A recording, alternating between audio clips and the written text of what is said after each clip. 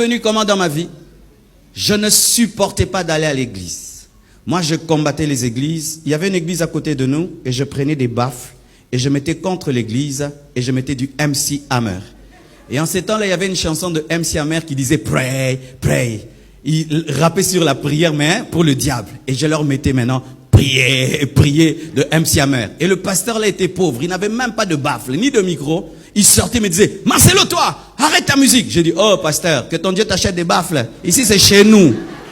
Et il me maudissait. Ah oui, je ne supportais pas les hommes de Dieu. Quand tu as la sainteté, en moi, j'avais envie de donner les coups à tous ceux qui craignaient Dieu. Si seulement tu dégages la présence de Dieu, j'avais envie de donner des coups. Pourquoi? Parce qu'à l'âge de 10 ans, j'ai eu une apparition des sorcières qui sont venues me bouffer. Vous qui ne croyez pas que la sorcellerie existe, que les démons existent, que le diable existe, vous vous trompez. J'étais endormi sur mon lit et j'ai vu traverser le mur des femmes, une dizaine de femmes, habillées en cagoule, en train de chanter en Swahili. Le Swahili, c'est l'une de nos langues au Kivu, parce que j'ai grandi au Kivu. Elles chantaient en Swahili, Wangu Marcelo, Nakula Marcelo. C'est-à-dire, Marcelo est à moi, je vais manger Marcelo. Et pendant que ces femmes chantaient, mes frères, elles jouaient un tam-tam. Vous voyez les tam-tams du village là? Je vous dis, dans la coutume africaine, il y a beaucoup de sorcellerie. Hein. C'était, tu sens vraiment un tam-tam satanique. Et il y avait une casserole dans le vide qui était en train de bouillonner sans feu. Ah oui, la lévitation. Et qui bouillonnait dans le feu, sans feu. Et j'ai vu mon esprit aller dans la casserole. Plus elle chantait, plus je sentais mon esprit aller dans la casserole pour être mangé. J'étais bloqué, paralysé. Je n'arrivais même pas à causer avec mon frère qui dormait avec moi. Je ne pouvais même pas le bouger. J'étais éveillé. C'est pas que je dormais, je voyais, je vivais en live l'expérience. Et en ces temps-là, je priais quelque part. J'évite de citer le nom parce que je suis en cessez-le-feu. Je priais quelque part. Alors quand je priais là-bas, on n'avait que 2 prières. Soit tu salues maman, soit tu dis notre Père. J'ai salué maman. Maman ne m'a jamais répondu. J'ai resalué. Resalué, je vous dis, maman vraiment ne répondait pas. Arrêtez de saluer maman.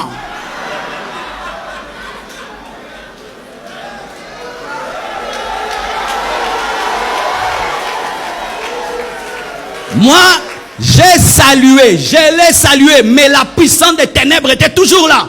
Et puis j'ai pris ma deuxième prière que nous avons enseignée là-bas. Notre Père qui es aux cieux, que ton nom soit sanctifié, que ton règne vienne. Quand j'ai dit que ton règne vienne, à l'instant, elles ont disparu. La casserole a disparu. Ça, c'est une vraie prière. Ça, c'est la prière de la Bible. Ça, c'est la prière de la Bible. Mais malgré qu'elles ont disparu, je ressentais leur présence. Et j'ai couru voir mes parents. En ces temps-là, mes parents ne priaient pas. Ils ne connaissaient pas Dieu. Et j'entre dans leur chambre. J'avais 10 ans. J'étais un garçon très fier. Mais j'entre dans la chambre. Je dis, il y a des démons qui m'attaquent. Les sorciers sont là. Ils ont cru que c'était le rêve d'un enfant. Chers parents, faites très attention. Lorsque vos enfants vous racontent leurs rêves et leurs cauchemars, il se peut qu'ils vivent des expériences réelles, mais vous rationalisez tout. Et alors ils me disent, alors qu'est-ce que tu as fait pour qu'ils puissent partir? Ah, j'ai salué maman, ça n'a pas marché. Et puis j'ai dit notre Père, ça a marché. Ok, va rentrer. Et puis si ça vient encore, tu pries notre Père. J'ai dit jamais. Et puis ça ne marchait pas encore. Je vais dormir entre vous. Quand j'ai dit, je vais dormir entre vous, ils ont dit non. Marcelo est très fier. Jamais il nous a proposé ça. Comment il peut accepter là? Donc c'est réel. J'avais la chair de poule. Et puis ils m'ont emmené. Il y avait 2 personnes qui habitaient chez nous, qui étaient de la famille, mais qui étaient dans le fétichisme. Et quand ils m'ont emmené chez elles, ils ont dit, elles ont dit, nous sentons des présences maléfiques. Et pendant que je parlais, je voyais en vision un homme blanc et une femme noire qui me parlaient, qui me disaient, qu'est-ce que tu penses? Parce que tu leur dis, nous finirons par t'avoir. Et moi, je devenais l'interprète. Je commençais à dire, on me dit ceci, on me dit cela. J'étais comme entre ces esprits et ma famille. Et eux, au lieu de prier, ils ont fait une scarification, des scarifications au niveau de mes mains, au niveau de ma tête, au niveau de mes chevilles. Et ils ont mis de la poudre et ils ont parlé. Il n'est pas de votre famille, vous n'allez pas la voir. Et tout d'un coup, ces esprits sont partis. Et moi, j'ai oublié. Mais vous savez, de l'âge de 10 ans à 15 ans, J'étais rempli d'une haine pour Dieu. Je ne savais pas pourquoi. Donc si tu es pasteur, j'ai envie de te taper. Si tu me prêches, j'ai envie de te gifler. Je ne supportais pas les choses de Dieu. Mais partout où j'allais, j'étais leader. Si je vous trouve en train de jouer au foot, je vous dis, donnez le ballon ici. Vous allez me donner. Je vais vous commander. Partout où j'allais, je disais, je suis leader. Alors que c'était des démons. Il y avait dans mon cœur une pierre, je vous dis une pierre, un orgueil contre Dieu, comme si Dieu était mon égal. Je ne pouvais pas m'humilier devant lui. Des fois même on venait nous prêcher à la maison. Si tu me prêches, je viens, je m'assieds sur la coudoir où je vais me changer. Je porte une courte culotte si tu es une fille et je suis là, je te distrais. J'allais même dans les églises pour draguer les filles. Tu t'imagines ça? Et alors, comment j'ai été transformé, mes frères? Chaque année, on allait en vacances. C'était chez qui? C'était chez l'homme le plus riche de notre famille. Et c'est là que j'étais bouleversé. C'était l'homme le plus riche de la famille, le plus beau. Il était tout le temps en boîte, il avait tout l'argent qu'il fallait. Il était beau, il avait tout. Et c'était mon modèle. Je me disais, quand je serai grand, je serai comme tonton Popé. Il est riche, il s'habille bien, il a tout ce qu'il veut. Moi aussi, je serai comme lui. Mais un jour, mon oncle qui revenait tous les jours, enfin avec des nouveaux albums, des tels musiciens, il revient voir mon père, il commence à prier, il commence à entonner la musique chrétienne. Et mon père lui dit, mais qu'est-ce que t'as toi? Tu pries maintenant dans ces églises-là, binzambi comme on appelle chez nous. Il a dit, non, j'ai reçu Jésus, j'ai tout arrêté. Ah, mais moi j'étais déçu. J'ai dit, pourquoi tu m'as fait ça? Moi qui voulais être comme toi, maintenant tu pries. J'étais déçu. Parce que quand j'allais en vacances chez lui, comme il était l'homme le plus riche du coin, j'étais le neveu de l'homme le plus riche. Tu t'imagines comment on nous traitait? Et puis, il nous a tendu un piège. Il a organisé des vacances encore chez lui. Et tous nous sommes allés. Et là-bas, il a invité beaucoup de pasteurs. Beaucoup d'intercesseurs. La maison était remplie de prières. Tu vas là, rakababa, tu vas rababa. C'était les pires vacances de ma vie. Je me disais, mon Dieu, qu'est-ce qu'il a fait? Tu vas là, on prie, venez, on va prier. Et on nous mettait là ensemble. Et un pasteur au milieu. Et puis il nous faisait prier l'un après l'autre. Et puis il ferme les yeux. Et puis il dit, le frère Marcelo va prier. J'ai fait ça. Priez. Moi, votre frère, je ne suis pas votre frère. Même par respect, je n'ai pas osé faire la prière. Et puis il ouvre les yeux. Marcelo prie. J'ai dit, moi, je ne suis pas frère. Prie toi-même, pasteur. Il a prié. Et puis il dit, Marcelo, pourquoi tu es comme ça avec Dieu? J'ai dit, pasteur, regarde, dans votre église là, est-ce qu'il y a un métier? Il dit, non. Pourquoi tu veux que ce soit les premiers métiers de l'église? Tu vois, nous, cette peau ne prie pas. Nous, on aime pudique, on aime les femmes. Tu connais, non? Alors moi, si je commence, je vais abandonner. Ça sert à rien. Moi, je ne peux pas prier. Je suis mauvais. Va prêcher les autres. Ouais. Moi, j'étais toujours sincère. Depuis que j'étais païen. Toujours sincère. Toujours sincère. Et vous savez comment Dieu m'a eu? Ah, dites atmosphère. Maman, lorsque les choses vont mal dans ta maison, même si les enfants ne t'écoutent pas, change l'atmosphère. Change l'atmosphère, change l'atmosphère. Il y avait l'atmosphère de la présence de Dieu partout. Alors un jour, je vais me laver pour m'habiller, sortir voir ma copine et j'entre dans la salle de bain. Normalement, je finis de prendre mon bain, je vais sortir de la salle de bain. Devant la porte, je vois une forte lumière, mes frères. Une forte... Chaque fois que j'en parle, c'est comme si c'était hier. C'est ce qui a marqué toute ma vie jusqu'à aujourd'hui. Je ne joue pas avec les choses de Dieu parce que moi, je n'ai pas seulement cru par la foi, même j'ai cru aussi par la vue.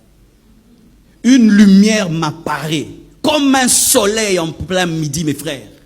Et une voix sort de la lumière comme un baffle. Marcelo, convertis-toi. Frère, j'étais là.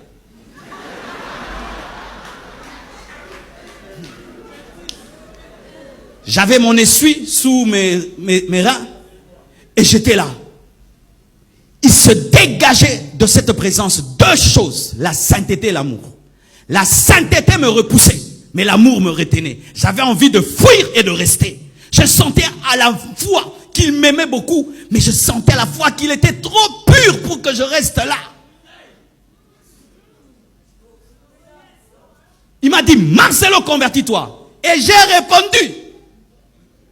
J'ai répondu à la voix. On se convertit comment?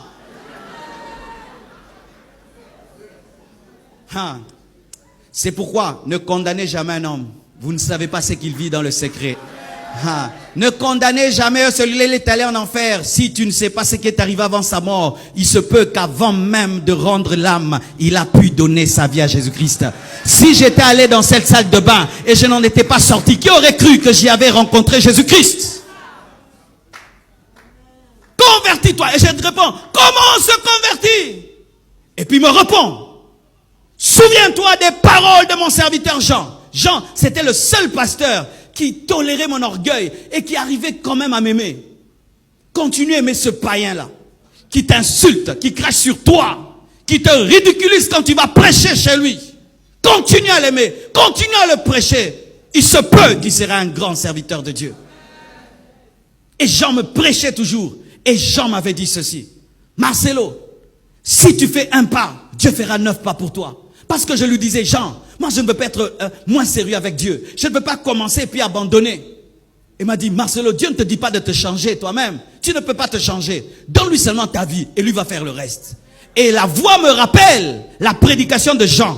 Fais un pas, Dieu fera le 9. Toi seulement crois. Et moi, je n'ai pas fait les prières d'acceptation. Je ne veux pas choquer quelqu'un, amen, hein? Mais je dois dire la vérité parce que Paul n'avait pas fait la prière d'acceptation. Il avait eu la révélation que Jésus est Seigneur. Beaucoup de gens font des récitations sans révélation. C'est pourquoi nous avons des faux chrétiens dans les églises. Seigneur Jésus, mais il n'y a pas de révélation. Quand cette voix m'a parlé et m'a dit, souviens-toi des paroles de mon serviteur Jean. Et je me suis directement souvenu que Jean m'avait dit, si tu fais un pas, Dieu fera 9 pas. Mes frères, je ne sais pas ce que j'ai dit. J'ai seulement commencé à pleurer. Pleurer. J'ai ouvert la porte. Je suis sorti calme de la salle de bain. Les gens ne comprenaient pas parce que c'était moi la star des vacances, la star. Je suis sorti et je suis allé m'habiller. Après, je suis allé dormir. Et puis j'ai cherché une Bible après. Je l'ai ouvert comme ça, je ne connaissais pas la Bible. J'ouvre. Tout ce que j'ouvre tombe sur moi. J'ouvre ici, ça me touche. J'ouvre là, ça me touche. J'ai dit, ça c'est quel genre de livre qu'on écrit pour moi? Et c'est quoi? Donc ça me touchait à un niveau. Et puis j'ai déposé la Bible. Ça me faisait trop mal. Et à l'instant, mes frères, tu t'imagines que tu te convertis aujourd'hui. Tu as une expérience de Jésus. Mais à l'instant, quand seulement je dors, je vois des nains, petits comme ça, tout noirs, qui volaient dans les airs. Des milliers qui parlaient 3 langues au même moment. Le français. Ne sois jamais orgueilleux de parler français. Les démons parlent aussi français. Le lingala et le swahili. Et me parlaient aussi. Pourquoi tu t'es converti en français? En lingala, en swahili, Dieu anini. 3 langues au même moment. Et ces esprits venaient en colère, en trombe, sont entrés dans ma chambre. Et j'ai vu que ces esprits venaient des villages. C'était quoi? Quand j'avais 10 ans. Quand j'avais 10 ans, la poudre qu'on avait mis en moi, c'était des esprits du village qu'on avait mis en moi. Et ces esprits-là, donc pendant 5 ans, étaient avec moi. Ce sont ces esprits qui me rendaient orgueilleux, incrédule, jaillissaient Dieu. Comme tu es là, il y a certaines choses que tu fais, ce sont les démons. Ce sont les démons qui te poussent à mener cette vie. Tu penses que c'est ton caractère, alors que ce sont des démons. Et ces esprits se sont manifestés directement. Mes frères, ces esprits se sont retrouvés en dehors de moi. Sans prière de délivrance. Lorsque ta conversion est profonde, les démons partent. Je te dis la vérité. Quand ta conversion est profonde, les démons partent. Les chrétiens aujourd'hui, on les délivre, on les redélivre. Pourquoi? Vous n'êtes pas profond dans votre repentance. Jésus a dit, le prince de ce monde vient, mais il n'y a rien de lui en moi. Et ces esprits sont venus, comme s'ils contrôlaient ma vie. Et quand ils sont venus, ils m'ont pris pour me tuer. Mes frères, l'homme est réellement un esprit possédant une âme habitant un corps. Touchez vos corps. Une enveloppe, mes frères. Une statue.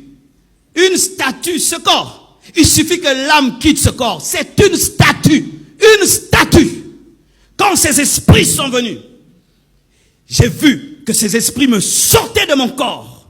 Mes frères, et je commençais à mourir. C'est pas que j'ai fait un voyage astral, hein? Amen, hein? Je commençais à mourir. Et j'ai vu mon corps étendu sur le lit. Et j'ai vu, parce qu'on était dans une chambre avec plusieurs frères et sœurs. Et je les entendais causer, rigoler, parler. Je voulais leur parler, mais je n'arrivais pas. Ce jour-là, j'ai expérimenté que le salut est individuel. Vous qui avez des péchés de groupe, vous commettez une grosse erreur. Vous qui péchez en groupe, vous qui vous opposez à Dieu en groupe, vous qui menez des choses de groupe, ce jour-là j'étais seul et je ne pouvais parler à personne. C'était ma vie, c'était mon expérience, c'était mon expérience, c'était mon expérience. Et quand je partais, je me suis souvenu parce que je ne connaissais pas la parole. Ma bouche physique était fermée. Ma bouche physique ne parlait pas. Il n'y a pas qu'une bouche physique, il y a aussi une bouche spirituelle. Je me suis souvenu, on m'avait raconté que quelqu'un un jour était allé dans un cimetière et puis il était attaqué par des démons. Il a crié au nom de Jésus-Christ, il était délivré. Cette histoire m'est revenue. J'ai crié Jésus. Jésus dans mon esprit. Tous ces démons m'ont lâché. Le nom de Jésus est élevé au-dessus de tout autre nom. Le nom de Jésus ne devient pas puissant lorsque tu le cites 2 fois, 3 fois, 4 fois. Le nom de Jésus ne devient pas puissant lorsqu'il est cité par un pasteur. Le nom de Jésus est puissant. C'est le nom qui est élevé au-dessus de tout autre nom. Il a reçu le nom qui est élevé au-dessus de tout autre nom, afin qu'en son nom tout genou fléchisse au ciel, sur la terre et sous la terre, et que toute langue confesse qu'il est Seigneur, à la gloire de Dieu le Père. Mes frères, je ne connaissais pas tout ce que je viens de dire. J'avais seulement entendu le nom de Jésus. Quand j'ai dit Jésus, ces esprits m'ont lâché et je suis retombé dans mon corps. Mes frères, ce corps pèse. Ce corps, il pèse. Je suis retombé. J'étais un bébé. J'ai crié, les démons sont là! Tout le monde a fui. Tout le monde. Sortez-moi aussi. Je les délivrais, mais j'ai fuyé.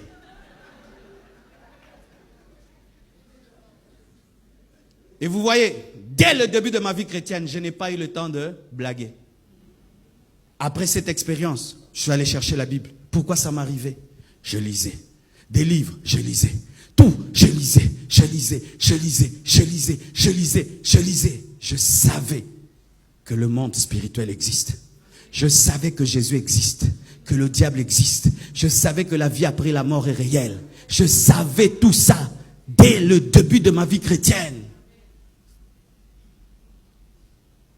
Et si même il faut que je parle d'autres expériences, quand Dieu m'a appelé, tout le reste, il y a tellement de choses à dire. Mes frères, serviteurs de Dieu, tu ne dois pas servir Dieu parce que l'autre le sert. Tu ne dois pas servir Dieu par compétition, par rivalité. Tu ne dois pas servir Dieu par envie. Ça fait bien d'être devant et d'être sur un tapis rouge. Moi aussi, je deviens un pasteur. Qu'est-ce que Dieu t'a dit? Si tu es un civil, tu vas à la guerre. Tu vas mourir, mon frère. Est-ce que Dieu t'a mandaté? Est-ce que Dieu t'a parlé? Lorsque Moïse s'est tenu devant Dieu, il a dit, je dirais, qui m'a envoyé? Au nom de qui? Tu vas au nom de qui? Quel est le nom de ton Dieu? Quelle est la révélation de ton Dieu? Quelle est l'expérience que tu as eue? Un homme de Dieu doit avoir une expérience profonde de conversion. Pas d'abord dans l'appel de conversion. Car si ton appel est raté, ton ministère est raté. Nous avons des hommes de Dieu qui ont été des mauvais chrétiens. Des mauvais fidèles. Quand il était fidèle au banc, il ne priait pas. Quand il était fidèle au banc, il n'évangélisait pas. Quand il était fidèle au banc, il était un mauvais frère. Même son pasteur a un mauvais témoignage de lui. Et il devient pasteur. Tu seras un mauvais pasteur. Avant d'être pasteur, tu dois d'abord être un vrai converti. La Bible nous parle d'abord de la conversion de Paul par l'apparition de Christ, ensuite de son envoi. Mais toi, tu es envoyé, mais tu n'étais pas converti. Ainsi, nous avons des bébés spirituels, nous avons des hommes charnels et même des païens devenus pasteurs parce qu'ils parlent bien, il a fait la théologie, il parle le grec, l'hébreu, il parle toutes ces choses, mais pas d'expérience. Et sachez que si tu n'as pas eu une expérience, tu n'amènerais pas les autres à cette expérience-là. C'est pourquoi tu vois un pasteur, il néglige les nouvelles naissances à l'église. Parce que lui-même n'est pas né de nouveau. Mais qu'est-ce que vous avez tout le temps fait recevoir les gens Jésus, hein? Frère? Parce que lui-même, il ne sait pas c'est quoi que d'être naître de nouveau. Il n'accélère pas sur l'évangélisation. Parce que quand il était fidèle, il n'évangélisait pas. Ce qui fait que quand il devient pasteur, il ne va pas évangéliser. C'est pourquoi il ne prie pas beaucoup. Parce que quand il était fidèle, il ne priait pas. Alléluia. Un bon pasteur est d'abord un bon enfant de Dieu. Un jour, je vais rencontrer le pasteur Soumbela. C'est l'un de nos aînés au Congo. Il a fait des années dans la sainteté. Il a une grande église, il est béni. Et puis je lui dis, pasteur Soumbela, quel est le secret de ton ministère? Il dit, pasteur, j'ai tout fait pour garder le cœur d'un enfant de Dieu. Je dis, oh, simple comme ça. Il dit, oui, pasteur, tu vois ces choses de prêcher là, tu peux perdre le cœur d'un enfant de Dieu. Je dis, comment? Il dit, oui, à force de dire aux gens, toi, tu oublies que la Bible te concerne. Et regardez un peu. Tu dois prier, tu vois. Je suis en mode toi. Rarement nous disons je dois, tu dois, et tu oublies que Dieu aussi est ton Dieu. Ainsi tu te comportes comme l'ami de Dieu, tu oublies aussi que tu es un enfant, tu es aussi l'épouse. Alléluia. Des expériences. Un jour, j'étais en train de prier, et puis je vois un ange qui m'apparaît. Il est venu comme un examen, il me dit, Marcelo, demande 4 choses. Maintenant, du coup, je devais répondre. Pas dire demain, maintenant. Et j'ai demandé 4 choses. Et puis il me dit, tu as bien répondu. Je t'ajoute la gloire et la richesse. Il a disparu. Ça, j'ai vécu ça. Dieu n'est pas que le Dieu de Salomon, mes frères. Dieu n'est pas que le Dieu de Salomon. Dieu, moi aussi, j'avais demandé. Je peux même te dire les 4 choses que j'avais demandé. Je peux te dire? Quand il m'est apparu, il m'a dit, demande 4 choses. J'ai dit, je demande une communauté de 100 000 personnes. Et puis j'ai dit, je demande un réveil mondial. Et puis j'ai dit, je demande le salut de toute ma famille. Et puis j'ai ajouté, je demande, après avoir prêché aux autres, que moi-même sois sauvé. Très important. Alléluia. Très important. Il m'a dit, tu as bien répondu. Je t'ajoute la gloire et la richesse, il est parti. Chaque fois que je pense à cela, je sais que la gloire et la richesse m'accompagneront. Maintenant, quand tu vois quelqu'un, la gloire et la richesse l'accompagnent, tu combats ça. Est-ce que tu sais ce que tu combats? Tu sais qui tu combats? Vous voyez des choses de combattre, bicombatta, combatta. Bicombatta, combatta. Tu combats un homme, mais tu ne sais pas qu'est-ce qui est derrière lui. Tu combats Israël, tu ne sais pas que la Shekinah est là. Tu combats Israël, tu ne sais pas que le Dieu de l'arche est là. C'est ça le problème de combattre pour combattre.